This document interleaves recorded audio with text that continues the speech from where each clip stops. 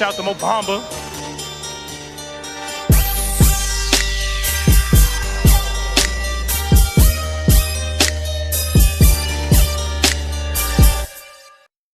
What's up everyone, it's Adam from FWCI, and we've got more details about WWE 2K22 that seems to be getting sort of dripped out, I guess, since they've done the big reveal with the trailer and all the announcements of what the bonuses and stuff like that are going to be. So we're going to go through all of that quickly as well. We've also got some new screenshots of Sheamus because, I mean, that's what I'm here for, is Sheamus. Actually, no, I'm not here for Sheamus. He's my nemesis. We're also going to have a look at BDE's first impressions of playing GM mode, which I'm very curious to hear. I was going to just watch it, but I thought, you know what? I'm usually a reaction channel, so I might as well just do it as a reaction and talk about it in real time. And to round out the video, we're going to talk about the MyFaction mode.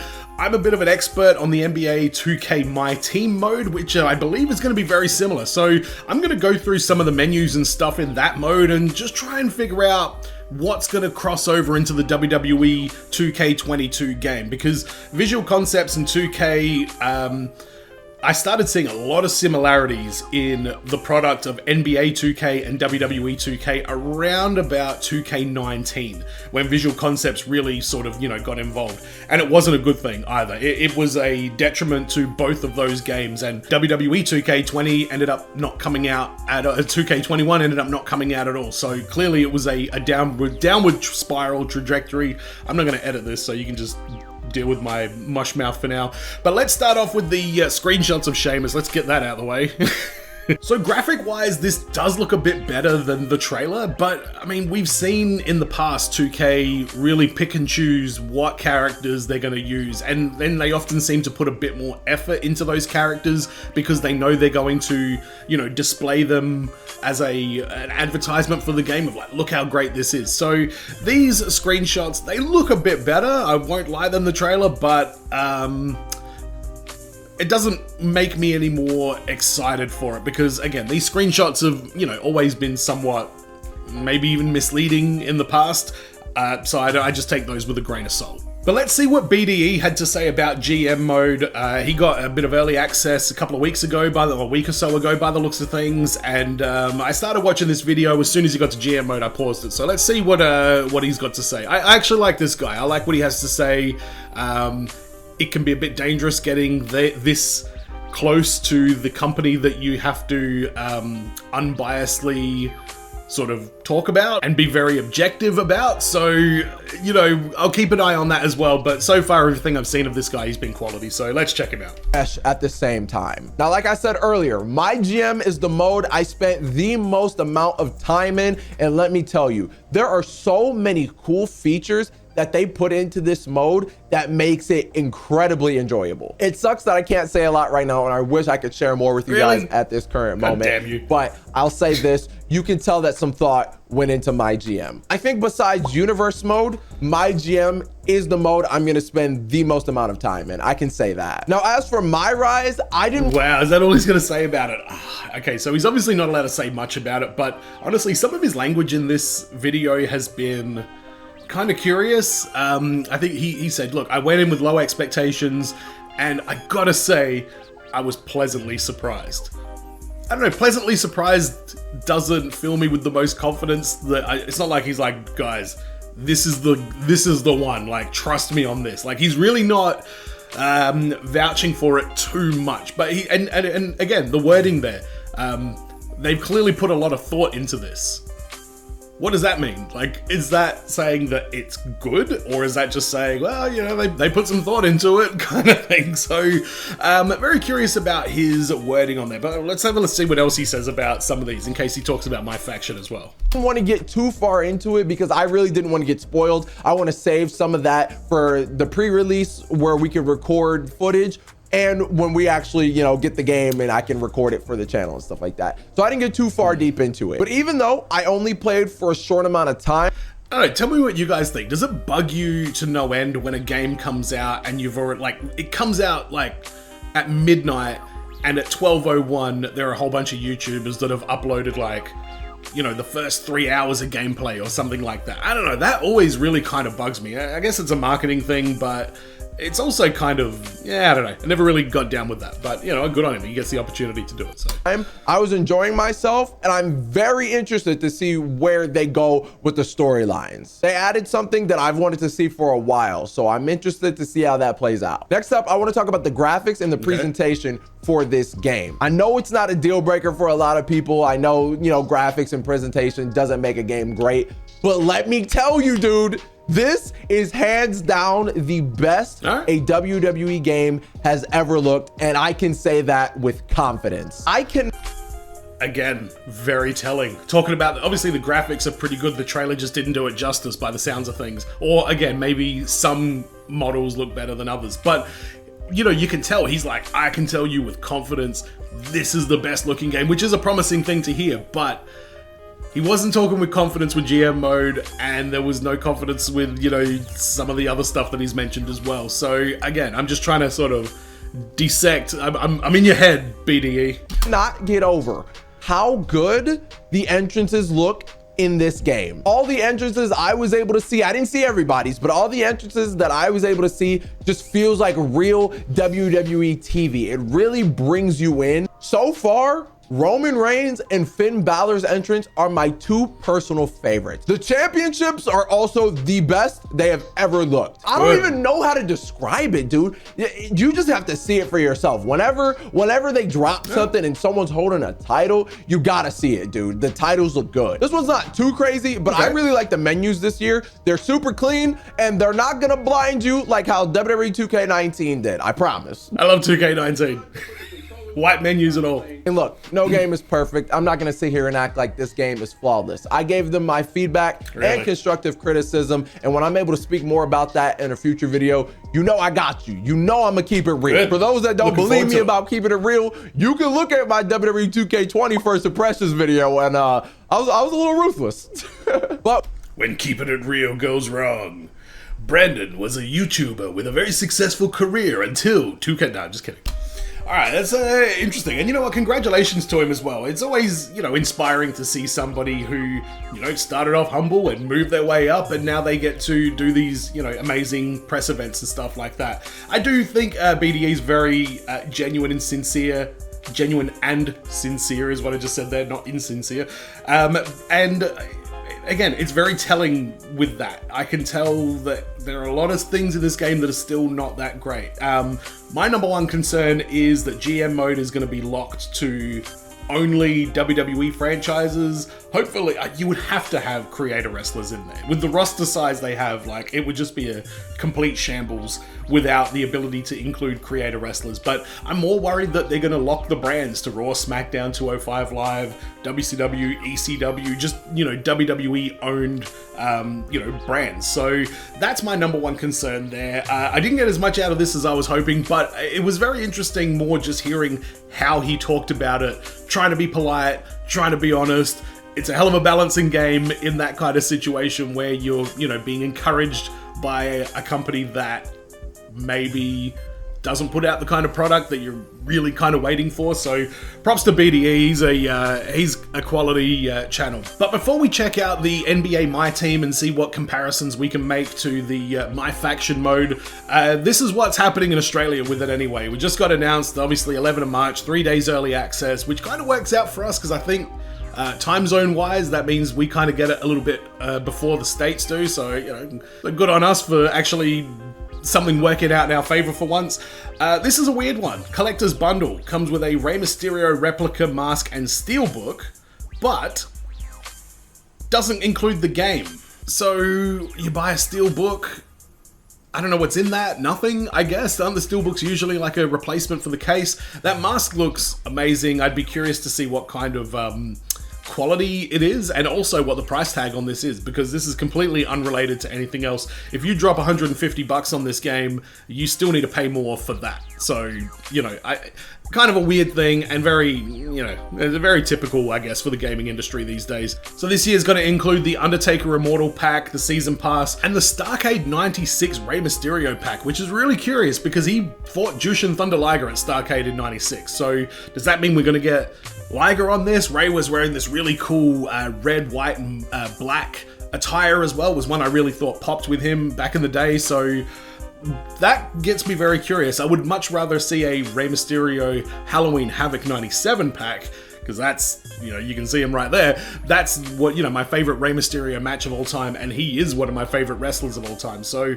they knocked it out of the park with the cover. It looks fantastic. One thing I have noticed, though, no Wastelands bullshit, no super over-the-top supernatural bullshit that we got a lot of in 2K20. So I'm happy to see that we haven't seen anything that indicates that's what's coming. Unless it's on the horizon. I don't know, we'll have to wait and see. But there's also an Nwo Forever Pack as well, which, I like the Nwo. Makes me wonder though, does that mean without getting that Nwo pack, people won't have access to the Nwo music? So I found with 2K20, I bought it for about $10 on special, not even that long ago.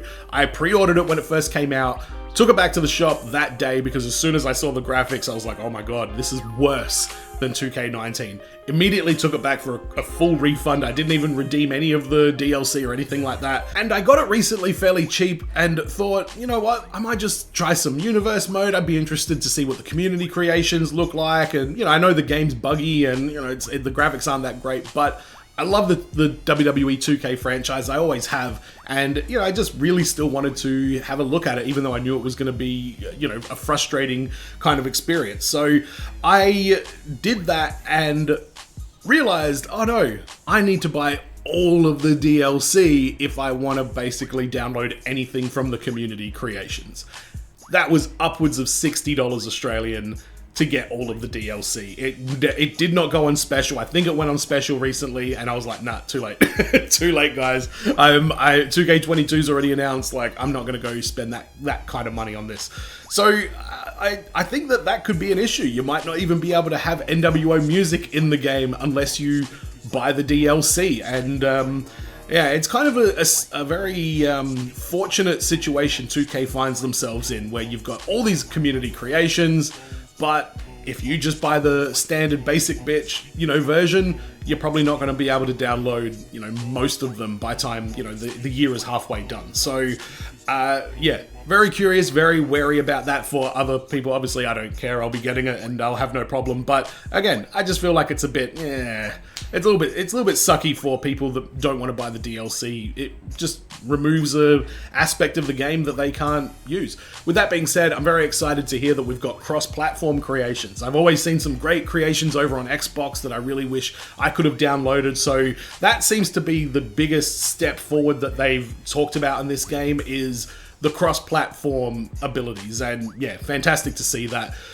But let's have a chat about MyFaction mode. So we'll talk about what details we've got about it first. It says here, new MyFaction details, WWE 2K22 release details, blah, blah, blah, blah. With the franchise first MyFaction mode, players can collect and manage their dream faction with weekly events and regular updates, providing tremendous challenges and replay value, 2K said.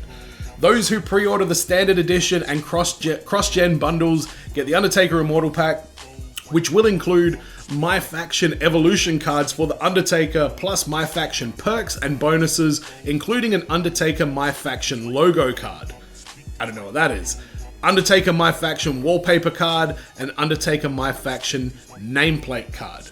Now, the reason I wanted to talk about this is because NBA 2K22 MyTeam, I'm noticing a trend here, and it's not good for gamers, this trend. So let's bring up 2K. So just to sort of start off, this game mode is very much pack driven. Packs can be bought with real life money. I don't know if they're going to go that way with the WWE games. I think that would be incredibly risky to start having microtransactions in a wrestling game. It's already weird in NBA considering it's a G-rated game and it's so aggressively telling, players to spend real life money on rewards and things. But for example, every day I log in, I get a random pack, usually has nothing in it. In fact, you know what? Let's have a looky here. What did I get in my Dunktober award pack? Again, and this is one of the problems. So much pomp and circumstance comes behind these packs here. And, oh good, I got Bradley Beal Ruby. He is not an 87 over. We'll get to that. We'll get to that, don't you worry. Now, what we got from that was one player card and then a whole bunch of crap. And the reason that they're making it like this is to inspire people to buy more packs, get more cards and things like that. So let's start off with the pack market, because obviously they're going to have packs in the MyFaction mode. It's all about cards and things like that. So we start off with the pack market and what's happening here at the moment. You've got the option to buy, to get Zion Quinn. They don't, the ratings of these cards don't necessarily reflect the actual talent level of the player. So for example, if we go down to the very bottom here, you got Russell Westbrook for the OKC Thunder. He's probably an 88 overall now, if that. But, he should probably be a bit higher if you were trying to actually rate people by their skill level. So you can end up with different players that all have... you can end up with the same player with multiple cards. So let's have a look in the auction house. So if we search LeBron James in the auction house, you can see you've got the 92 overall basic, you've got the Galaxy Opal 97 overall, you've got a Diamond LeBron James, and none of this has any real rhyme or reason to the era that they're talking about or anything like that as well. So chances are you're going to get an Undertaker card that's like a 80 overall, and then later on in the year, you could very easily get a, friggin' Headbanger Mosh card that is a Galaxy Opal 98 overall. And if they're going to go the same way, that could be the incentive, is to, get the best, Charlotte Flair, and get the best bloody, Toni Storm if she's even in the game. Oh, the roster, that's a whole other thing. Or get the, any level of superstar, you could end up getting a great card that's going to, help you win these matches online. So the Undertaker card is an evolution card. These are pretty standard in 2K. They're usually, honestly, not that useful. They might be handy in the first couple of weeks. But for example, I got Dennis Rodman fully maxed out. If I go down to Jason Tatum, you can see that I have the option to upgrade his shooting or his athleticism kind of skills. So depending on what I max out first or what I want to, you have a little bit of option there. So we could be seeing an Undertaker card that has an increase in speed or strength or stamina or something like that. There might be specific... or it might be like high flying or brawling or something like that. So we could be seeing a bit of variety with the evolution cards, but again, they don't always really make much of a difference. However, I did find at the end of the season in 2K, they would start adding evolution to pre-existing cards. I had an Amethyst Aaron Baines because, I'm an Aussie guy and I love bangers. He's a legend. And out of nowhere, I just got an update that said, if you can get like 10 assists or 10 blocks over multiple games or something with this card, you'll get an evolution for it. I was like, oh, sweet. I got an Aussie squad. I'll upgrade this guy. And it upgraded it to a pink diamond, which means it skipped over the diamond, level, and it just added this massive upgrade to this card. So they can do some kind of funky things like that. And I hope that this means we're going to see more reactive updating for the game from 2K. And what I mean by that is, so if we go to these NBA Moments cards, for example, there's Patty Mills here. So you can mint the cards in this game. I don't know if they're going to have that in WWE. It doesn't really make a difference at all, to be completely honest. But you got this Patty Mills Moments card. So on the 14th of November last year, Patty Mills, Brooklyn Nets, because Kyrie is, not playing in home games, went off, had a massive game. So they released this card in acknowledgement of that game. So that's why these Moments cards exist. I even got my other guy here, Cole Anthony from the Orlando Magic. Another card that, does a fantastic job of remembering that moment of a game that he had that's pretty good. When we see WrestleMania season, I'm sure there's going to be WrestleMania cards. When we see SummerSlam, I'm sure there's going to be SummerSlam cards. It'll be like, get the first Diamond Brock Lesnar card at WrestleMania or something like that. I have a very strong feeling that this game mode here is going to be very similar to what we get in the WWE one. And then as this goes through, we get different themes. So there's seasons. I'm sure you guys know the seasons concept from Fortnite. That's big in NBA now as well. I have a very good feeling we're going to see that in WWE. There's Russell Westbrook's the alter ego card. But again, what's so weird about this? That set comes with 2 Russell Westbrooks, a masked one and an unmasked one. There might be like a difference in like the badges, which we'll talk about in a second as well, but they gear these packs to the point where you need to buy as many as you possibly can to be competitive. And there is a benefit to completing these sets. If you complete the masked set, well, there you go. You get Rip Hamilton as a pink diamond, I think. Then if you complete this one, you get Rich Hamilton. Like, so weird that you need to complete the whole set to get 2 cards of the same guy that are virtually identical. So 2K is getting a little bit cheeky with how much of time wasting they're giving us, especially with the packs in NBA. They have improved the amount of packs that you can acquire sort of, without having to spend money, but they've also just, really encouraged that pay to win kind of mentality as well. And that's something with 2K that I'm particularly cautious about. This year I chose not to spend any money on this game, and my enjoyment of this game is significantly less. So hard to be competitive online when you're just constantly outmatched. Now, with that being said, talking about opening packs and it just being full of like useless garbage, you get 5 cards in a pack. One of them will be the Hawks Arena, and all that is that's not even the court. That is just the thing that goes above there.